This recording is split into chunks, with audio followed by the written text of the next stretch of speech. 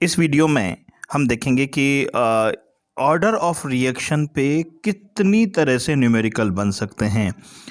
आप ये पूरा वीडियो ध्यान से देखिए तो इस ऑर्डर ऑफ रिएक्शन पे किसी भी तरह का कोई भी न्यूमेरिकल आएगा तो आप अच्छे से कर लेंगे।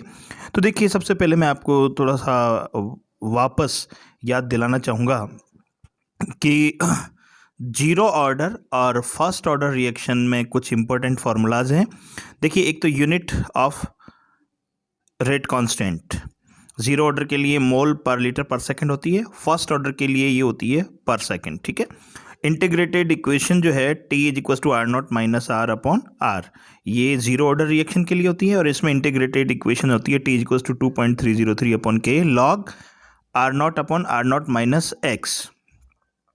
आर नॉट यहाँ जो इनिशियल कंसंट्रेशन है। थर्ड है हाफ लाइफ पीरियड जो है जीरो ऑर्डर रिएक्शन के लिए T half is equal to R naught upon 2k, और फर्स्ट ऑर्डर रिएक्शन के लिए हाफ लाइफ पीरियड जो होता है T half is equal to 0.693 upon K. तो ये फार्मूलाज जो है अपने बार बार यूज़ होंगे और इन्हीं फार्मूला से कई तरह के क्वेश्चंस, देखिए इस पे कितने तरह से 5 तरह से न्यूमेरिकल बन सकते हैं इसमें, है ना। मैंने न्यूमेरिकल को क्लासिफाई किया कि इस तरह के क्वेश्चन बन सकते हैं। देखिए, पहला जो पैटर्न है न्यूमेरिकल का, मैं फिर कह रहा हूँ बेटा ध्यान से आप समझिए इसको। Identify the order of reaction based on the unit of के। सबसे पहले तो यूनिट के की बेस पे किसी रिएक्शन का ऑर्डर आपको आइडेंटिफाई करना होता है। मैं अभी आपको डिटेल समझाऊंगा, इन 5 पॉइंट्स की डिटेल बताऊंगा विथ एग्जांपल, है ना। तो देखिए, दूसरा है identify the order of reaction based on rate law equation. Rate law equation के अकॉर्डिंग आप किसी रिएक्शन का ऑर्डर कैसे आइडेंटिफाई करेंगे। तीसरा है effect of the change of concentration on the rate of reaction, यानी कि किसी रिएक्टेंट की कंसंट्रेशन को अगर हम चेंज कर देते हैं तो उसकी रेट ऑफ रिएक्शन को किस तरह से इफेक्ट करेगा, वो उस पर क्या चेंज आएगा, उस पर क्या इफेक्ट आएगा, वो भी हम देखेंगे। ठीक है। फोर्थ है रिलेशन बिटवीन के and the nth factor of the reaction. Next, relation between half life period and nth fraction of half life period.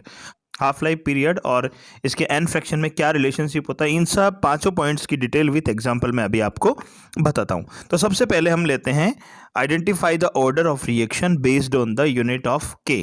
तो लीजिए, हम पहला जो पैटर्न है इस पे किस तरह से क्वेश्चन बनते हैं। देखिए, पहला पैटर्न है identify the order of reaction based on unit of के, यानी कि रेट कांस्टेंट की अगर यूनिट आपको दे रखी हो तो किसी रिएक्शन का ऑर्डर कैसे आप आइडेंटिफाई करेंगे। इसके लिए मैं आपको फिर से समझाता हूँ कि हमने के की यूनिट के लिए एक फार्मूला देखा था कि वो था concentration upon 1 minus N upon time, ये हमारे पास आया था। अब देखिए, जीरो ऑर्डर के लिए ये एन की वैल्यू 0 रखेंगे, तब के इज इक्वल टू क्या हो जाएगा, कंसंट्रेशन अपॉन टाइम। और कंसंट्रेशन क्या होता है, मोल पर लीटर और पर सेकंड, ये वाला मोल पर लीटर इसकी यूनिट और सेकंड ये, है ना। और सेकंड फॉर फर्स्ट ऑर्डर के लिए हमने क्या लिखा था, n इज इक्वल्स टू 1। तो हम क्या करेंगे, k is equals to concentration 1 minus 1 upon time. 1 minus 1 यानी 0, तो इसकी वैल्यू 1 हो जाएगी, तो केवल 1 अपॉन सेकेंड यानी सेकंड इनवर्स। तो फर्स्ट ऑर्डर के लिए इसकी यूनिट हो जाएगी सेकंड इनवर्स, और जीरो ऑर्डर के लिए इसकी यूनिट हो जाएगी ये मोल पर लीटर पर सेकंड, और फॉर सेकंड ऑर्डर रिएक्शन। ठीक है।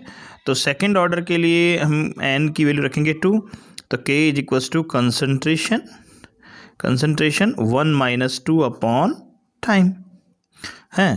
तो 1 अपॉन कंसंट्रेशन इनटू टाइम, तो इसका कंसंट्रेशन का उल्टा हो जाएगा ना, mole inverse litre second inverse. ठीक है, mole inverse litre second inverse. तो ये सेकंड ऑर्डर के लिए हो जाएगी। अब देखिए, इस पे कैसे क्वेश्चन बनेगा कि जैसे मैंने अभी आपको बताया था कि देखिए question number 1, identify the reaction order from each of the following rate constant. तो देखिए, के की वैल्यू दे रखी है पहले, तो इस वैल्यू को मत देखो कितनी है, कोई मतलब नहीं है इससे, केवल इसका डायरेक्ट यूनिट देखो, लीटर पर मोल पर सेकंड। तो ये आ गया लीटर पर मोल पर सेकेंड, यानी कि इसमें n की वैल्यू 2 रखेंगे तो ये n की वैल्यू 2 रखेंगे तो ये आपका k का यूनिट आएगा, तो ये तो हो जाएगी सेकंड ऑर्डर। तो ये फर्स्ट जो है ना, ये तो हो गया आपका सेकंड ऑर्डर। ओके, नेक्स्ट जो है सेकंड क्वेश्चन में इसका है मोल यानी k equals to 3.1 into 10⁻⁴ second inverse. तो सेकंड इनवर्स देखिए ये इसके लिए फर्स्ट ऑर्डर रिएक्शन, तो इसके लिए ऑर्डर हो गया फर्स्ट। ठीक है, ये फर्स्ट ऑर्डर। ओके, और थर्ड वाले के लिए जो k इक्वल्स टू 9.3 इंटू 10⁻⁴ मोल पर लीटर पर सेकेंड, तो ये देखिए मोल पर लीटर पर सेकेंड, यानी कि ये ज़ीरो ऑर्डर रिएक्शन होगी। थर्ड, ये ज़ीरो ऑर्डर। ठीक है, तो इस तरह से ये क्वेश्चन एक तो इस तरह से बन सकते हैं। अब सेकंड पैटर्न हम देखते हैं। सेकंड पैटर्न जो था क्वेश्चन का वो था कि identify the reaction order of reaction based on rate law equation. ठीक है, identify the order of reaction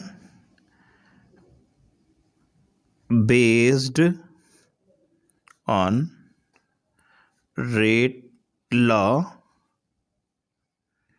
equation. ठीक है, कि रेट लॉ इक्वेशन अगर आपको दे दी जाए और फिर ऑर्डर ऑफ आपका रिएक्शन पूछा जाए तो आप कैसे करेंगे।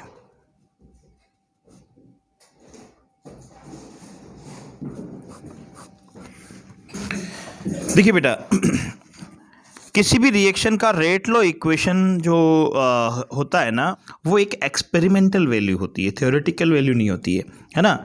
देखिए मैं आपको कुछ एग्जांपल देके बताऊंगा अभी। किसी भी रिएक्शन का रेट लॉ इक्वेशन जो होता है वो कैसे लिखा जाता है। देखिए मैं एक एग्जांपल देता हूँ आपको। एक एग्जांपल तो ये हो गया कि जैसे H2O2 का डिकम्पोजिशन करते हैं अपन, तो H2 प्लस हाफ O2। इसका रेट लॉ इक्वेशन अगर हमें लिखना होगा तो rate is directly proportional to H2O2, ये 1। ठीक है, 1। तो रेट इज इक्वल्स टू हो जाएगा K H2O की पावर 1।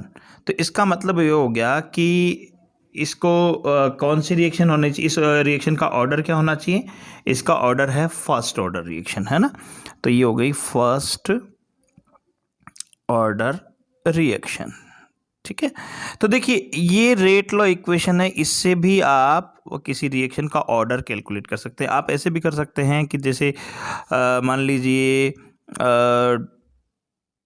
किसी रिएक्शन का रेट लॉ इक्वेशन है, मान लीजिए rate is equals to K A की पावर 1 प्लस B की पावर 1/2। तो इसका ऑर्डर हो जाएगा 1 प्लस 1/2, है ना। तो ये हो जाएगा 1 2 2 प्लस 1 यानी कि 3/2, है ना। ये इसका ऑर्डर हो जाएगा 3/2, है ना। लेकिन मान लीजिए कई बार ऐसा एग्जाम्पल भी देखने को मिलता है कुछ अलग हटके, कि जैसे मान लीजिए 2N2O5 gives 4NO2 plus O2। इसके लिए जो रेट लॉ इक्वेशन है वो है 2KN2O5। अब तो यहाँ 1 है, यहाँ 1 आएगा तो इसको भी ये भी हो जाएगी फर्स्ट ऑर्डर रिएक्शन, इसका ऑर्डर भी 1 हो जाएगा। अब यहाँ देखने वाली बात ये है कि रेट लॉ इक्वेशन में ये 2 यहाँ आना चाहिए था आपके अकॉर्डिंग, लेकिन यहाँ नहीं आ रहा है। तो मैं आपको बता दूं कि ये जो रेट लॉ इक्वेशन बनती है वो इसकी थ्योरी के अकॉर्डिंग नहीं बनती है, ये एक्सपेरिमेंटल वैल्यू है। इसमें ये बताता है कि इस रिएक्शन के दौरान, है ना, इसका केवल 1 मोल ही ऐसा है जिसकी कंसंट्रेशन में चेंज होती हैं, इसलिए 1 आता है। ये एक्सपेरिमेंट से ही पता लगता है। तो ये अपन इसको और आगे मैं डिटेल से समझाऊंगा आपको नेक्स्ट वीडियो में। तो फिलहाल आप इतना सा ध्यान रखें कि रेट लॉ इक्वेशन आपको दिया जाता है, अगर डायरेक्टली आपको रेट लॉ इक्वेशन दे रखा है तो आंख बंद करके आप रेट लॉ इक्वेशन में जो कंसंट्रेशन की जो पावर है, रिएक्टेंट की कंसंट्रेशन की पावर है, उन सब का सम कर दीजिए तो वो ऑर्डर ऑफ रिएक्शन आ जाएगा। देखिए इस पे किस तरह के क्वेश्चन बन सकते हैं। जैसे मान लीजिए क्वेश्चन नंबर 2, एक एग्जाम्पल दे रहा हूँ, second example, identify the order of reaction for which the rate law equations are. Number 1, rate is equals to K, A की पावर हो जाएगी आपके n1 जैसे इंटू बी की power n2। Second, rate is equals to K, A reactant है कोई, मान लीजिए इसकी पावर हाफ इंटू बी की पावर 1.5। तो इसमें क्या करेंगे आप, फर्स्ट के लिए कैसे निकालेंगे आंसर, तो रेट लो हो जाएगा n1 प्लस n2, ये ऑर्डर हो जाएगा इसका, जो भी आएगा ये वैल्यूज़। इसके लिए ऑर्डर हो जाएगा n is equals to 1/2 plus 1.5, यानी कि n इज इक्वल्स टू हो जाएगा 2। ये सेकंड ऑर्डर रिएक्शन हो जाएगी। तो लीजिए बेटा, अब इसका तीसरा पैटर्न, जो क्वेश्चन का तीसरा पैटर्न मैं आपको बता रहा हूँ कि इसके अकॉर्डिंग क्वेश्चन कैसे बनते हैं। Effect of change of concentration on the rate of reaction. देखिए इसे मैं एक एग्जांपल से समझाता हूँ आपको कि अगर मान लीजिए कोई रेट लॉ इक्वेशन है, rate is equals to K A की पावर 2, है ना। अब अगर इसमें क्वेश्चन ये बन जाए कि अगर मान लीजिए ए को हम डबल कर दें, है ना, कंसंट्रेशन को डबल कर दें, तब रेट क्या हो जाएगी, रेट इज इक्वल्स टू के इंटू 2a की पावर 2, यानी कि के into 4a।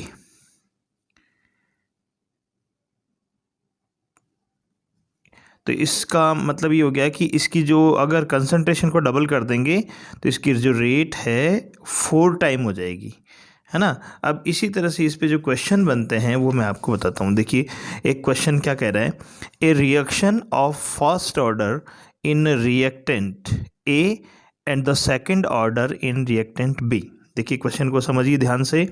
A reaction of first order of in reactant A के अकॉर्डिंग तो ये फर्स्ट ऑर्डर है, and the second order in reactant B के अगर उसमें देखें तो ये सेकंड ऑर्डर है। तो इसका जो सबसे पहले तो रेट ऑफ रिएक्शन बनेगी, रेट लॉ इक्वेशन जो बनेगी वो क्या बनेगी, तो इसमें रेट लॉ इक्वेशन हो जाएगी, rate is equals to K, ए के जो है रेस्पेक्ट में तो इसकी कौन सा ऑर्डर है, फर्स्ट, तो A1, ठीक है, इनटू बी के रेस्पेक्ट में ऑर्डर कितना है इसका, second order in reactant B, तो इसको स्क्वायर कर देंगे। ये तो हो गया इसका इक्वेशन, रेट लॉ इक्वेशन।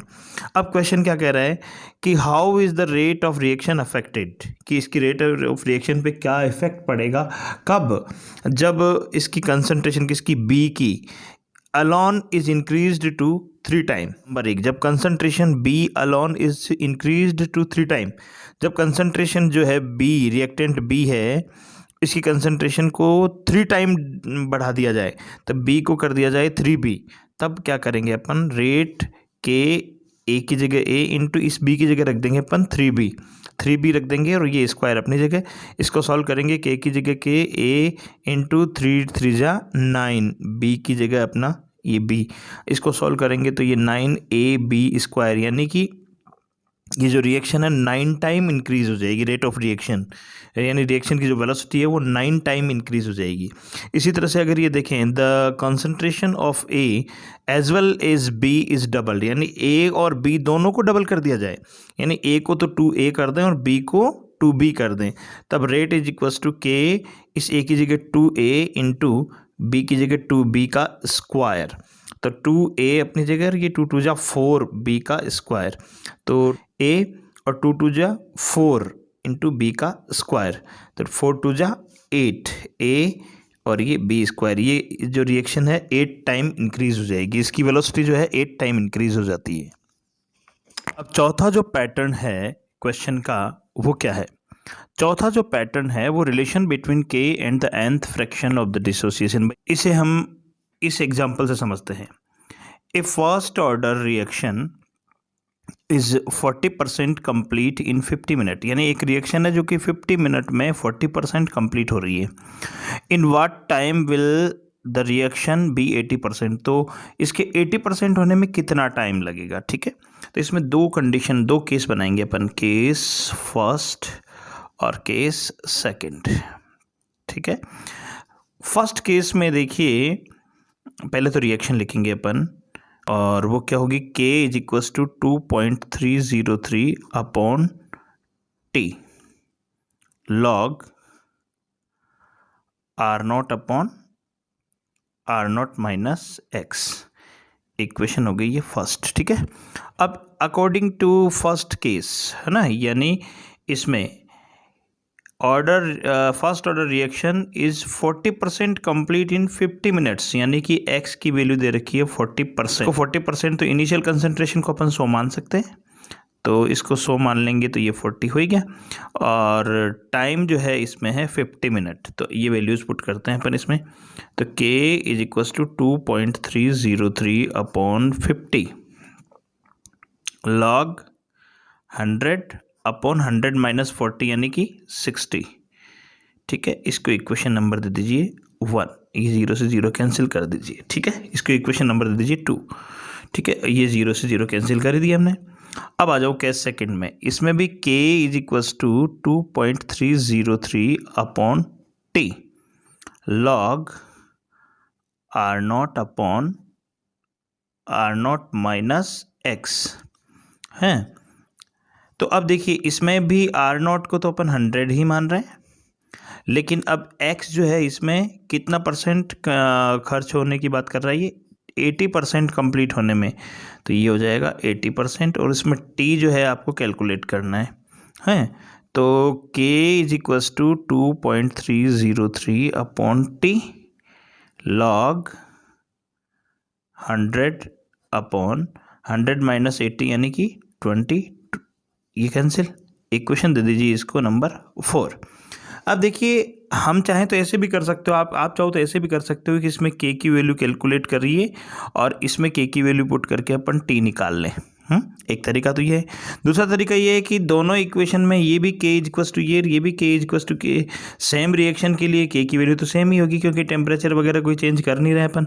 तब इक्वेशन सेकंड और फोर्थ को अपन इक्वल कर दें, तो by equation second and fourth, तो लेफ्ट साइड k इक्वल, तो ये दोनों इक्वल, तो 2.303 अपॉन 50 लॉग, इसको अपन कर सकते हैं 10 minus log 6 is equals to 2.303 upon T log 10 minus log 2, value put कर दीजिए, तो 2.303 अपॉन 50 है ना, लॉग 10 की वैल्यू 1 होती है, और लॉग 6 की जो वैल्यू है वो आपके होगी 0.7781 is equals to 2.303 upon T, log 10 की वैल्यू वापस 1 और लॉग 2 की वैल्यू 0.3010 होती हैं। अब इसको आगे सॉल्व करते हैं अपन, तो देखिए 2.30 से 2.30 कैंसिल, ठीक है। अब ये हो जाएगा 1/50 इंटू इसमें से इसको माइनस कर दीजिए तो बचेगा 0.2219 इज इक्वल टू 1/t, इसको इसमें से माइनस कर दीजिए तो बचेगा 0.6990, ठीक है। तो इसके अकॉर्डिंग अब आप t को निकालेंगे तो t इज इक्वल टू हो जाएगा आपके 50 into 0.6990 upon 0.2219 is equal to 157.50 minute, ठीक है। देखिए बेटा, अब हम बात करते हैं इसका नेक्स्ट जो मेथड है क्वेश्चन का। एक relation between half life period and nth fraction of half life period. कैसे, देखिए इसकी एक शॉर्ट ट्रिक बता रहा हूँ मैं आपको कि जैसे मान लीजिए ये 100 यानी कि कंप्लीट है, अभी रिएक्शन स्टार्ट नहीं हुई है, तो जो रिएक्टेंट की कंसंट्रेशन है वो 100% है, ज़ीरो यानी कि डिसोसिएशन हो रहा है, ठीक है, ज़ीरो डिसोसिएशन। अब इसको मान लीजिए 50% कंप्लीट होने में 10 मिनट लगते हैं, तो इसका हाफ लाइफ पीरियड हो गया 10। अगले 10 मिनट में ये हो जाएगा 25%, ठीक है, इसका आधा खर्च हो जाएगा। फिर अगले 10 मिनट में इसका आधा हो जाएगा यानी कि 12.5%, 12.5%। फिर अगले 10 मिनट में इसका और हाफ हो जाएगा 6.65%। तो देखिए यहाँ से अगर यहाँ तक तो ये 50% कंप्लीट हो रही है, इसमें तो 10 मिनट का टाइम लग रहा है, ठीक है। और यहाँ से यहाँ तक 50% तो ये और 25% ये, टोटल कितना हो गया 75%। तो 75% होने में कितना टाइम लगा इसको, 20 मिनट, 10 + 10 यानी कि किसी रिएक्शन के 25% कंप्लीट होने में जो टाइम लगता है उसके हाफ लाइफ पीरियड का डबल हो जाता है, ठीक है। इसी तरह से देखिए यहाँ से यहाँ तक देखिए 50 + 25 + 12.7 यानी इन सब को ऐड करेंगे तो ये टोटल कितना परसेंट खर्च हो गया, 87.5% डिसोसिएट हो गया। इसमें जो टाइम लगेगा इसके हाफ लाइफ पीरियड का कितना गुना हो गया, 1 टाइम, 2 टाइम एंड 3 टाइम, यानी कि 30 मिनट इसमें खर्च होंगे। इसी तरह से 100 से अगर अपन कंप्लीट यहाँ से यहाँ तक लें, है ना, तो सबका टोटल करें तो ये बन गया 93.75%, यानी कि किसी रिएक्शन के 93.75% कंप्लीट होने में जो टाइम लगता है उसके हाफ लाइफ पीरियड का कितना टाइम हो जाएगा, 1, 2, 3 और 4 टाइम लगेगा। देखिए इस चीज़ को हम कैसे प्रूव कर रहे हैं, तो ये ट्रिक तो शॉर्ट जैसे MCQs जो क्वेश्चन होती हैं, मल्टी चॉइस क्वेश्चन, उनमें ऑब्जेक्टिव जो क्वेश्चंस आते हैं उनमें ये टेबल आपकी हेल्प करेगी। बाकी आपको थ्योरेटिकल अगर बोर्ड के अकॉर्डिंग करना है तो ऐसे करेंगे आप कि देखिए जैसे इसी तरह का एक क्वेश्चन दे रहा हूँ मैं, इसी को प्रूव करना है। देखिए, prove that a first order reaction takes the time double of its half life period in completion of 75%। यही पूछ रहा है ये कि किसी रिएक्शन के 75% होने में जो टाइम लग रहा है वो उसके हाफ लाइफ पीरियड का डबल होता है। डबल यानी 10 + 10 20 मिनट। इसको प्रूव करना है आपको, ठीक है। तो इसको प्रूव करने के लिए अपन केस 2 बनाएंगे, एक केस फर्स्ट और एक केस सेकंड। एक में तो अपन हाफ लाइफ पीरियड लेंगे और एक में 75% के कंप्लीशन को लेंगे, है ना। तो सबसे पहले मैं हाफ लाइफ पीरियड वाले को लेता हूँ, तो इसमें लिखता हूँ मैं k = 2.303/t हाफ, ठीक है, लॉग 100/50। 50 इसलिए क्योंकि हाफ लाइफ पीरियड के लिए कर रहे हैं ना अपन, 100 पहले मान लिया फिर 50, तो इसको सॉल्व कर देंगे तो ये हो जाएगा 2 यानी log 2। तो k = हो जाएगा 2.303/t हाफ log 2। ये हो गई equation number 1। Is that clear.